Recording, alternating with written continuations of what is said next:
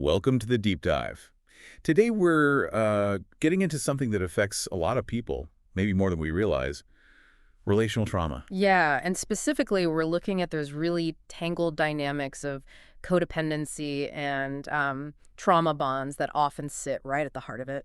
Exactly. And this deep dive, it's really for anyone listening who's ever felt, trapped in an attachment that just felt wrong, And it's unhealthy. incredibly intense, right? So intense that breaking free feels almost, well, impossible. That's it. That feeling where maybe a partner starts to feel almost like a drug.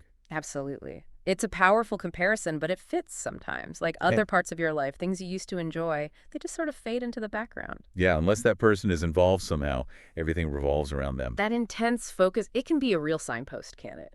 It really can. And, with that kind of focus, it's like you develop blind spots. You start maybe overlooking things, red flags, or minimizing behavior that actually hurts. All because the thought of losing that person is just too terrifying. Right, because you've come to see them as maybe your only source of, Yeah. well, everything.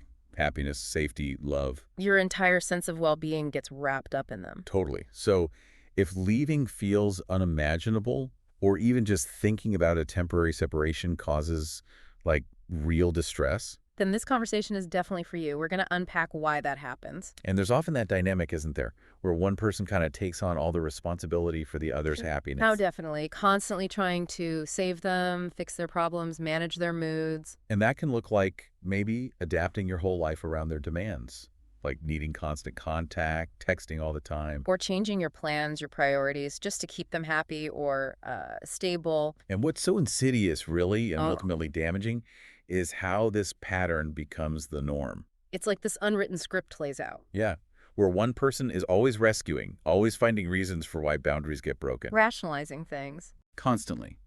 And then reformulating promises, it won't happen again, but it does. It becomes this exhausting cycle, intense closeness, then pulling away, maybe control tactics, even lying. Creating these shared illusions almost that keep you stuck. And it's that pattern, that constant instability and those unmet needs repeated over time. That's what can actually lead to trauma. Right. It's more than just a bad relationship. Much more. It's like your nervous system is just constantly overwhelmed, pinging all the time. And that has lasting effects, doesn't it? On your mental health, obviously, but physical health, too. Absolutely. Our sources really emphasize this. It's not just in your head. We're talking about real physiological changes, like cortisol levels going haywire. Your Yeah. body's stress response just stuck on high alert. Exactly, which can then contribute to other issues, things like addiction maybe, or a weakened immune system. And really impacting your self-esteem, your sense of self-worth, in ways that can even kind of echo down through generations. It's a heavy toll, a really significant impact across your whole life. Yeah.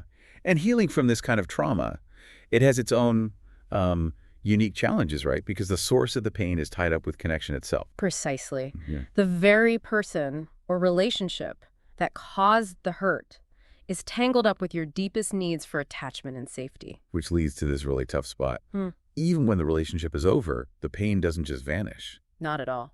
Our sources talk about the aftermath, leaving that kind of bond feeling almost like a detox. Oh, detox. Wow. What does that actually feel like for someone going through it? It can be incredibly destabilizing, especially at first. A really profound sense of emptiness often hits. Like just lost. Lost, helpless, yeah. And intense anxiety is really common. Sometimes behaviors that feel almost neurotic, obsessive thoughts looping about the relationship, the person. Spinning out, kind of. Exactly. You might swing wildly between feeling totally numb like a zombie and then suddenly incredibly agitated like you're going to explode. One source used that exact phrase. A zombie or a bomb. That really captures the volatility. It's interesting. One of the sources draws a comparison between recovering from, say, a single big traumatic event, like a hurricane or something. Right, something external and clearly defined. Yeah. And recovering from relational trauma after that hurricane, once the danger's passed and you have support, the path to recovery might be, well, maybe more linear. It's a crucial difference because with relational trauma, the threat wasn't just external. The source of the pain gets internalized. Okay, so it's not just about grieving the person you lost. No, it's also about the damage done to your own sense of self, your trust in yourself, your ability to connect safely with anyone. So healing isn't just moving on. Not in the simple sense. It involves really going inward, addressing those internal wounds, but also, crucially, learning how to rebuild healthy connections eventually. You need both. Okay, so for someone grappling with the aftermath, maybe the relationship ended months or even years ago, what are some common struggles they might still face? Well, one big thing our sources point to is just difficulty being present, really in the moment, Just kind of checked out. or constantly battling this urge to avoid difficult emotions. Anything uncomfortable gets pushed down or away. How does that show up? It could be retreating into pure logic, trying to analyze everything to death instead of feeling it. Hmm. Or maybe becoming hyper-focused on other people's lives and problems. As a distraction. As a distraction, yeah. And then there are patterns of self-attack, being incredibly hard on yourself. That inner critic working overtime. Absolutely. Or, on the flip side, maybe pushing away people who try to get close. Because intimacy itself feels dangerous now. Exactly. If closeness was where the pain happened, your system learns that closeness equals threat. It makes perfect, albeit painful, sense. Oh, wow. And the trauma can actually sort of rewire how the brain perceives things, how it reads social cues. What do you mean? Well, for instance, someone setting a perfectly normal, healthy boundary, just saying no or expressing a need. For someone with relational trauma, that might register as aggression, like they're being yelled at or attacked, even if the tone is calm. So their threat detector is just dialed way up. Way up, hyperactive, which, as you can imagine, creates huge problems in forming new, healthy relationships. Yeah, you're constantly misreading things, reacting to threats that aren't actually there. Totally. And our sources also show how this distorted perception worked within the original difficult relationship, too. How so? Someone might keep believing their partner really cares, is genuinely interested, despite clear evidence of them pulling away or being dismissive. Holding on to hope against the odds. Or, and this is a tough one, holding on to this deep belief that an abusive partner is, like, fundamentally good underneath it all. And that they could be saved. Right, that if they just try hard enough, love them enough, the good person will emerge, even when the behavior consistently shows otherwise. That ties into dissociation too, right? That term comes up a lot. Can you explain that a bit more in this context? Sure. Dissociation is basically a defense mechanism. The mind kind of disconnects from overwhelming stress or pain to cope. Like checking out mentally. Yeah, it can feel like that. Yeah. Or feeling emotionally numb, detached, like you're watching your life from a distance. Sometimes there are memory gaps or things just feel unreal. Okay. So in relational trauma, that cutting off from your own feelings, your own reality, it fuels those mistakes in reading other people. You're not tuned into your own gut feelings, your internal warning system. Because you're disconnected from it. Precisely. And that disconnect, that lack of connection to your own emotional truth, feeds directly into a lack of self-trust. Which then creates space for what? Obsessive thoughts. Yeah, obsessive thinking about the relationship, replaying things over and over, and constant comparisons, usually unfavorable to other people. Feeling like you don't measure up. Exactly, that deep down feeling of I'm not good enough, which often leads to excessive guilt, blaming yourself for everything. And underestimating your own worth. Absolutely. Your value starts to feel total dependent on external things, achievements, how the relationship is going, what other people think. The core question of who am I really gets incredibly blurry. So to try and cope with that shaky sense of self, people might then seek out what? Lots of validation. Yeah, our sources mention a potential need for almost excessive adoration, constant big proofs of loyalty from a partner. Like needing constant reassurance that you're okay, that you're loved. Right. Trying to fill that internal void with external validation, which of course never really works long term. It's like trying to fill a leaky bucket. Doesn't last. No. And that underlying insecurity can also mean seeing threats absolutely everywhere. Hypervigilance. Even in good things, like a compliment. Yeah, even a compliment might feel suspicious. Like, what do they really want? There's just this baseline expectation of being hurt or deceived. It sounds exhausting. It is. And you might see this really stark contrast, too. Someone being incredibly critical of themselves, Beating themselves up constantly. but having almost zero tolerance for even the slightest criticism from someone else. It feels like a massive attack. Wow. Okay, so this picture of being disconnected from feelings through dissociation, does that explain how someone might stay in a situation where they're treated terribly? It's a huge factor. That emotional numbness means they might not fully register the impact of the harm.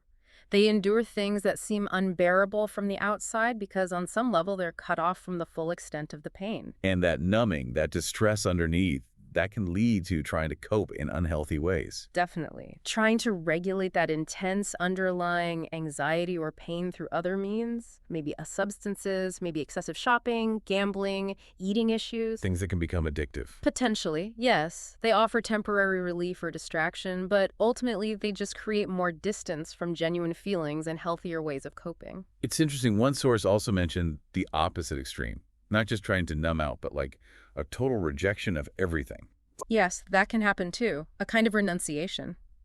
Rejecting basic needs, maybe neglecting oneself physically or financially, extreme self-denial. Leading to exhaustion, isolation. Poverty even, and framing it as some kind of noble self-sufficiency or asceticism, when really it's another way to avoid vulnerability, avoid connection, avoid the risk of being hurt again. Just retreating from the world. In a very profound way. It really shows the depth of the inner turmoil, doesn't it? It really does. And tragically, our sources also note the potential for really intense self-blame, feeling fundamentally flawed, like there's something inherently wrong with you. Thinking maybe you're actually mentally ill or crazy. And in the most severe cases, even suicidal thoughts can arise from that deep pain and hopelessness.